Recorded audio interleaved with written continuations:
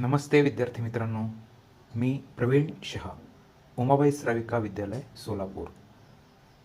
इयत्ता 8वी पूर्व माध्यमिक शिष्यवृत्ती परीक्षा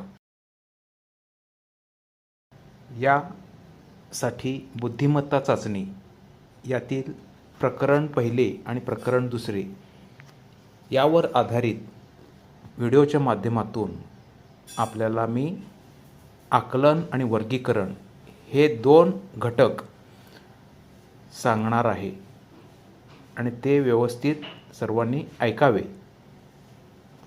आता प्रकरण 1 आकलन यावर आधारित 10 गुणांसाठी म्हणजेच एकूण 5 प्रश्न या प्रकरणावर आधारित आपल्याला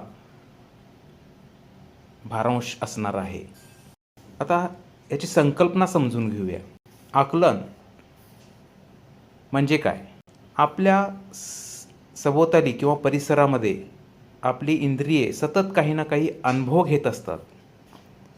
या अनुभवातून ग्रहण केलेली माहिती आपण मेंदूच्या मार्फत त्याचा अर्थ काढत असतो आणि हे अर्थ काढण्यासाठी माहिती अचूकपणे समजून घेणे अत्यंत महत्त्वाचे असते.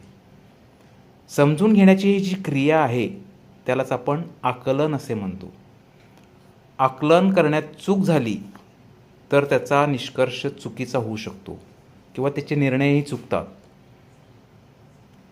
यावर आधारित आकलन क्षमता तपासणारे प्रश्न या घटकामध्ये विचारले जातात.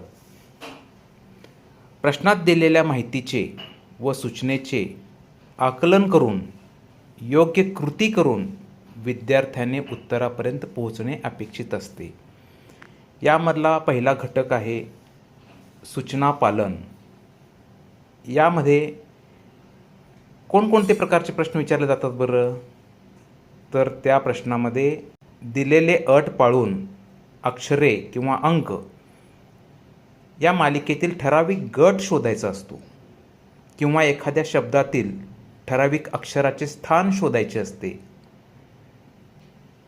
किंवा एखाद्या शब्दातील कोणत्या स्थानावरील अक्षरापासून अर्थपूर्ण शब्द बनतात हे ओळखायचे असते. आता यासाठी वर्णमाला आपल्याला अतिशय महत्त्वाची ठरते. वर्णमालेवर आधारित अक्षरांच्या स्थानावरून अक्षराच्या किमती काढायच्या असतात. आता यासाठी वर्णमाला सर्वांनी लक्षात ठेवणं आवश्यक आहे. आपल्याला माहीत आहे की एकूण 12 स्वर आहेत. तसेच 2 स्वरादी आहेत, अम आणि आहा.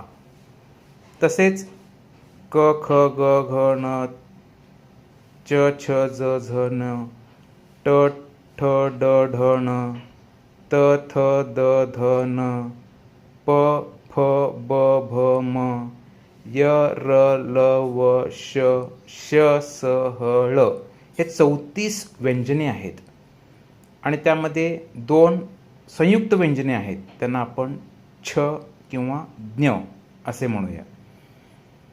ह्या सर्व वर्णमाला आपल्याला माहिती असेल तर आपल्याला